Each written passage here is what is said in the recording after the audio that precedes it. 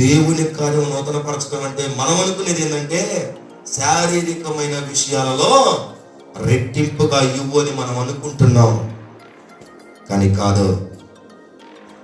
రెట్టింపుగా ఇవ్వడము, రెట్టింపుగా ఇవ్వగలిగిన సమర్థత దేవునికి ఉందన్న విషయాన్ని మనం గ్రహించాలి. మనకు తెలిసి ఉండాలి. ఏమని? మమ్మల్ని రక్షించడానికి, మమ్మల్ని దీవించడానికి మేము నమ్మిన మా దేవుడు సమర్థుడు అన్న విషయాన్ని మనకు తెలుసు. మనకు తెలిసి కూడా మరి అన్ని ఇవ్వగలిగిన దేవుని దగ్గర మరలా వాటి గురించి అడగడం, మరలా వాటి గురించి ఆశపడుతుంటే ఇవ్వగలిగిన ఆయన ఇవ్వకుండా ఉంటాడా? ఇవ్వకుండా ఉంటాడా?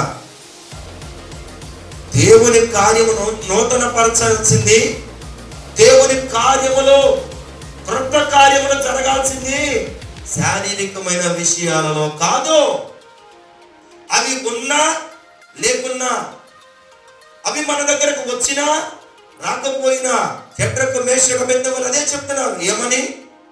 మా దేవుడు రక్షించగలడు, ఒకవేళ రక్షింపకపోయినను మేము మాత్రం మా విశ్వాసాన్ని, మా నమ్మకాన్ని మేము విడిచిపెట్టము.